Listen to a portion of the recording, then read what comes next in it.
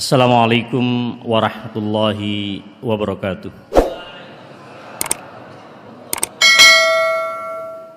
Alhamdulillahirabbil alamin alladzi hadana bil Islam wa hadana bil Qur'an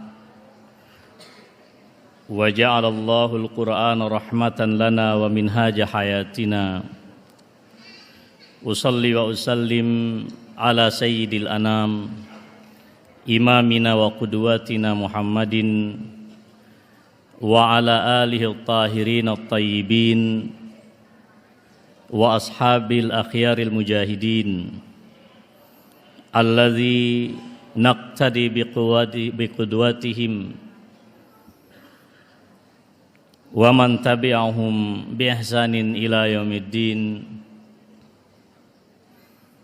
Asbahna ala fitratil Islam wa ala kalimatil ikhlas wa ala dini nabiyyina Muhammadin sallallahu alaihi wasallam wa ala millati abina Ibrahim hanifan musliman wa ma kana minal musyrikin.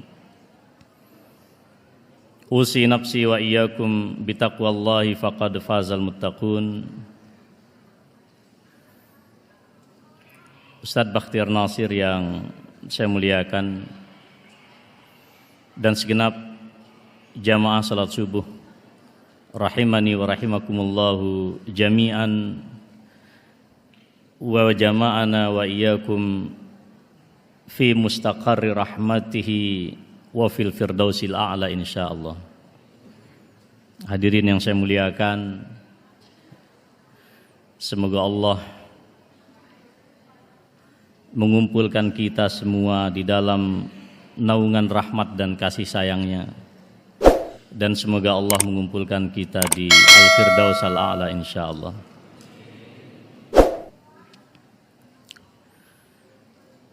Ketika Allah Subhanahu wa ta'ala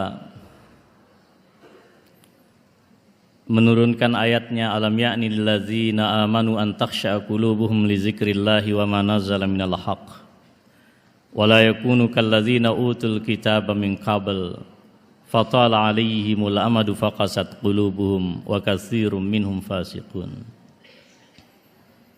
Belumkah tiba saatnya bagi orang-orang yang beriman agar hati mereka khusyuk, agar hati mereka tunduk dalam berzikir kepada Allah Subhanahu wa ta'ala dan menerima kebenaran yang datang dari Allah, dan agar jangan mereka berperilaku dan berkarakter seperti orang-orang ahli kitab.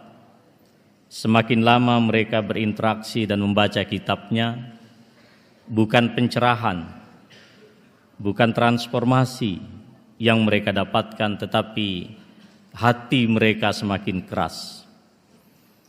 Dan jika hati kita ini keras di dalam berhadapan dengan ayat-ayat Allah, dengan wahyu Allah yang dibawa oleh Rasulullah SAW, maka yakinlah seperti akhir dari ayat yang saya sampaikan tadi, wa katsirum minhum fasiqun, akan banyak umat yang berperilaku fasik, berpengetahuan tapi berkhianat terhadap ilmunya, mengetahui hukum tapi mengkhianati konstitusi dengan pengetahuan hukumnya, memahami ekonomi tetapi merusak sendi-sendi perekonomian bangsa.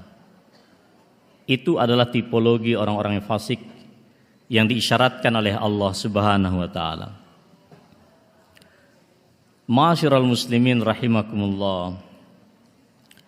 Ketika ayat itu turun, Abdullah bin Mas'ud radhiyallahu ta'ala anhu menyatakan, makana baina islamina wa baina nu'tibna bihadil ayah illa arba'u sinin. Ketika ayat itu diturunkan, usia keislaman kami, kata beliau, tidak lebih dari 4 tahun. Allah sudah turunkan ayat untuk mengevaluasi keislaman dan keimanan para sahabat. Tidakkah cukup bagi kalian waktu 4 tahun untuk melakukan perenungan, introspeksi, muhasabah apakah ayat-ayat Al-Quran itu dan ajaran-ajaran Rasulullah SAW cukup efektif di dalam mengarahkan hidup kita. Hari ini kita boleh bertanya kepada diri kita masing-masing. Seberapa Al-Quran memiliki otoritas dan seberapa Al-Quran menjadi guideline di dalam kehidupan kita? Ataukah kemudian seperti yang diisyaratkan oleh Rasulullah SAW, ya'ti alaikum zaman la yabqal Qur'anu illa rasmuh. Al-Quran tidak abadi kecuali tulisan. Al-Quran tidak implementatif kecuali bahwa ayat-ayatnya menghiasi dinding rumah kita dengan kaligrafi yang begitu indah. Al-Quran belum menjadi paradigma hidup kita kecuali hanya Al-Quran dilombakan, dikompetisikan dari tingkat kelurahan sampai dunia. Al-Quran belum menjadi worldview kita, cara pandang hidup kita, perspektif kita di dalam memandang berbagai macam persoalan di hidup kita. Al-Quran hanya menjadi lifestyle kita. Al-Quran hanya menjadi bagian dari gaya hidup, tapi belum menjadi the way of life, jalan kehidupan. Bukankah rapuhnya satu bangsa adalah ketika dia sudah tidak peduli dengan sendi-sendi spiritualnya? Indonesia sebagai bangsa muslim saya kira menjadi tanda kehancuran dan kebinasaan ketika umat Islam bahkan tidak peduli lagi dengan Al-Quran. Ma'asyiral muslimin rahimakumullah. Ini sesungguhnya ketika Rasulullah hidup lebih dari 14 abad yang lalu, beliau sallallahu alaihi wasallam mengeluhkan kehadapan Allah Subhanahu wa taala, dan itu diabadikan di dalam Al-Qur'an surat Al-Furqan ayat 30. Wa qala ar-rasulu ya rabbi inna qaumi ittakhadhu hadzal qur'ana mahjura. Rasulullah curhat, ya Rabb, sungguh kaumku menjadikan Al-Quran itu sesuatu yang ditinggalkan, sesuatu yang diisolasi, sesuatu yang sama sekali tidak lagi dipedulikan di dalam hidupnya. Rasulullah mengatakan itu dan diabadikan oleh Allah Subhanahu wa taala di dalam surat Al-Furqan ayat ke-30. Sebab itu saudara sekalian, Al-Imam Ibnu Katsir rahimahullah ketika membaca ayat itu beliau menyatakan, ya Rabb, inna qaumi ittakhadhu hadzal qur'ana mahjura wa dzalika annal musyrikin kanu la yasghauna lil qur'an wa la yastami'una. Tidak peduli, tidak mau mendengarkan, tidak mau memperhatikan, apalagi menjadikannya sebagai sebuah pandangan hidup. Al-Imam Ibnu Katsir membantu kita untuk memahami ayat itu. Pada saat yang sama mari kita perhatikan ayat yang lain saudara sekalian. Ya. Wa qala alladzina lakafaru la tasma'u li hadzal qur'an walghaw fihi la'allakum taghlibun. Ini menarik sekali saudara sekalian. Orang-orang kafir pada masa itu bersekongkol bahkan sampai pada tingkat melakukan konspirasi yang sangat sistematis. Apa kata mereka? Jangan kalian dengarkan Al-Quran ini dan buatlah Al-Quran ini di dalamnya berbagai macam permainan kata-kata, berbagai macam kata-kata manipulatif, berbagai macam ucapan-ucapan yang bisa memperdaya umat Islam. Itu kata Allah di dalam Al-Quran. Ketika kita membaca surat Fussilat ayat 26 itu, mari kita baca Fussilat dari ayat 1 sampai 5 itu memberikan gambaran yang sangat konkret bagaimana respon masyarakat musyrik dan orang-orang yang menutupi kebenaran pada masa itu. Hamim, tanzilum minar rahmanir rahim, kitabun fussilat ayatuhu qur'anan arabiyyan liqaumin ya'lamun, basyiran wa nadhira fa'arada aktsaruhum fahum la yasma'un, wa qalu qulubuna fi akinnatin mimma tad'una ilaih wa fi adhanina waqrun wa min bainina wa bainika hijab fa'mal innana amilun. Ya saudara sekalian, kalau Anda membaca surat Fussilat ya, ayat 1 sampai 5, lalu kita gunakan sebagai perspektif kita membaca realitas pada hari ini, tampaknya kita akan menemukan benang merah. Apa kata para pemimpin waktu itu? Pemimpin orang-orang kafir dan orang-orang musyrik. La tasma'u lihadzal Qur'an. Visi mereka itu agar umat tidak mendengarkan Al-Quran. Mengapa saudara sekalian mereka melakukan berbagai macam langkah yang sangat sistematis agar umat ini tidak mau mendengarkan, tidak mau peduli, apatah lagi mengamalkan Al-Quran itu. Mengapa? Karena para pemimpin orang-orang kafir waktu itu paham betul Al-Quran merupakan kandungan kata-kata yang bukan kata manusia biasa. Siapapun yang mendengarkan Al-Quran akan langsung masuk ke dalam hati dia, dan pada saat itu dia akan mengalami transformasi diri yang sangat luar biasa. Dia akan mengalami sebuah rekonstruksi kepribadian, dan itu yang terjadi pada diri seorang Umar bin Khattab radhiyallahu taala anhu. Bukankah ketika beliau berhasrat betul membunuh Rasulullah sallallahu alaihi wasallam, lalu datang kepada Hafsah, dan kemudian semua orang takut, lalu kemudian ayat Al-Quran dilantunkan, Thaha ma anzalna alaikal Qur'ana litashqa. Thaha, tidaklah kami turunkan Al-Quran ini agar hidup Anda menderita. Tidaklah kami turunkan Al-Quran ini lalu hidup Anda tidak bahagia. Postur Umar bin Khattab radhiyallahu taala anhu, kata para ahli sejarah, kalau naik kuda kakinya itu masih menyentuh bumi, saudara. Bukan kuda Yogyakarta, kuda Arab, besar, tinggi.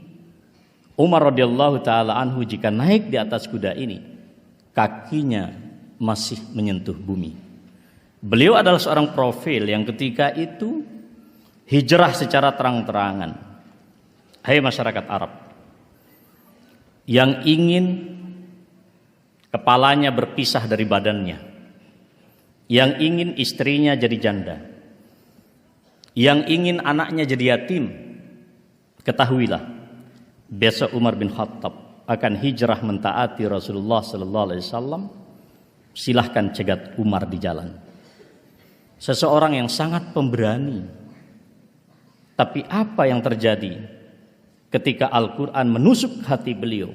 Beliau mencari Rasulullah sallallahu alaihi wasallam bukan lagi untuk membunuh beliau, tetapi untuk menyatakan asyhadu an la ilaha illallah wa asyhadu anna Muhammadan Rasulullah. Masyarakat Arab, terutama para pemimpin mereka, paham betul bahwa Quran ini jika dibiarkan begitu saja tanpa hambatan masuk ke sanubari umat Islam, mereka akan menghadapi suasana yang sangat riskan.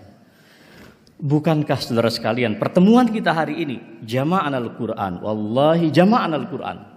Demi Allah saya katakan, Al-Quran yang mengumpulkan kita di sini. Berapa puluh tahun kita sholat subuh? Anda pernah menyaksikan seramai ini? Tidak.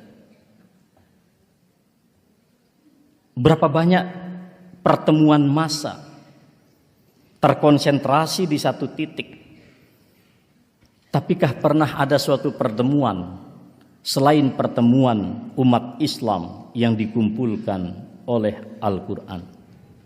Mereka paham itu. Maka salah satu cara yang sangat strategis dan efektif adalah la tasma'u lihadzal Qur'an walghaw fihi. Bagaimana agar umat ini tidak mendengarkan Al-Quran? Nistakan.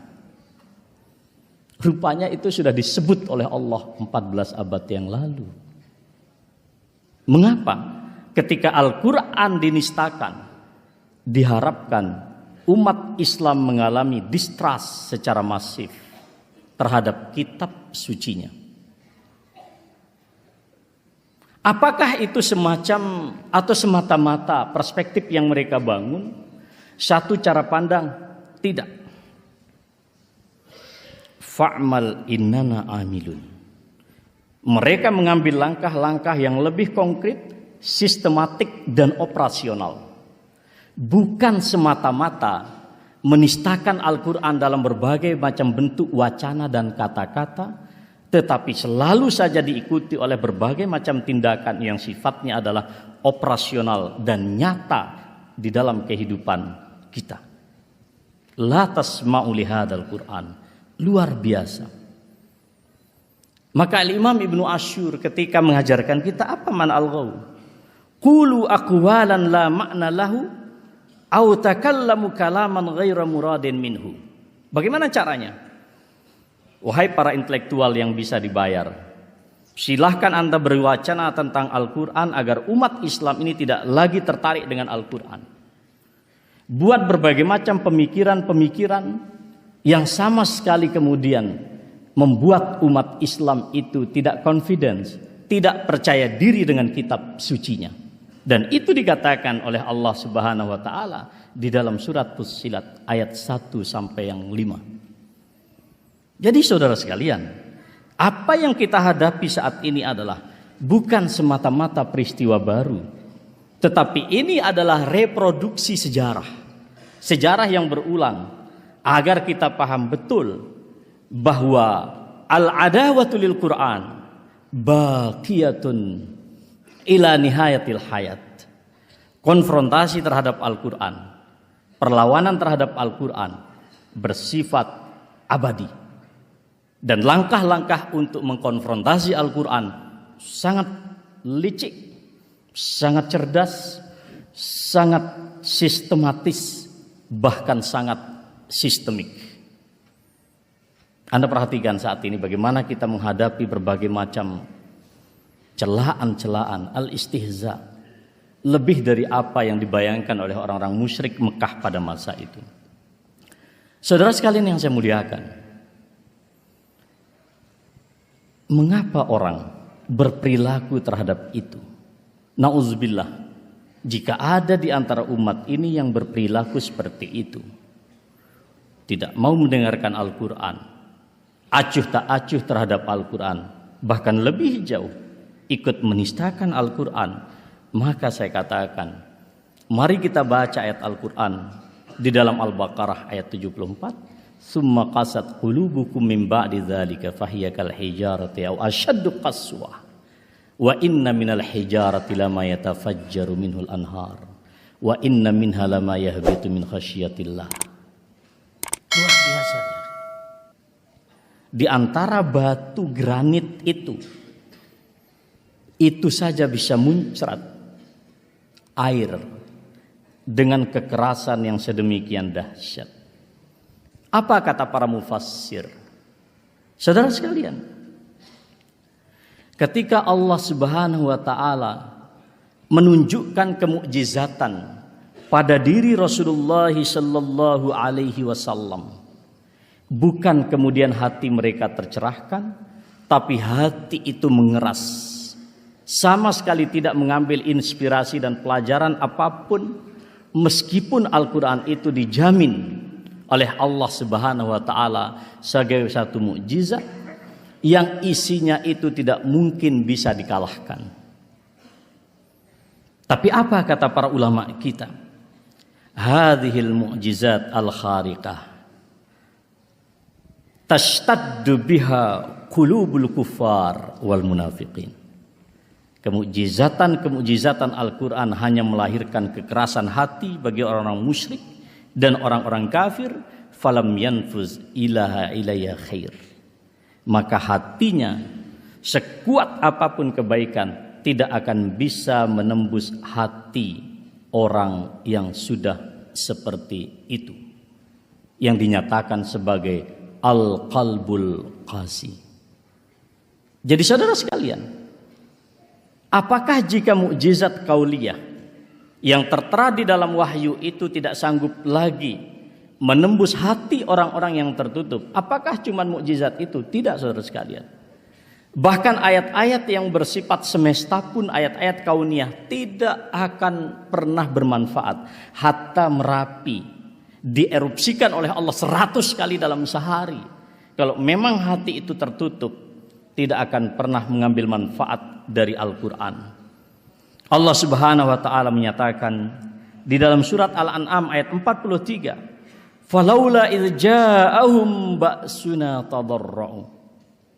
Logikanya saudara sekalian, kalau ada orang mendapatkan malapetaka, kesempitan hidup, mereka akan merasa merintih di hadapan Allah Subhanahu wa ta'ala.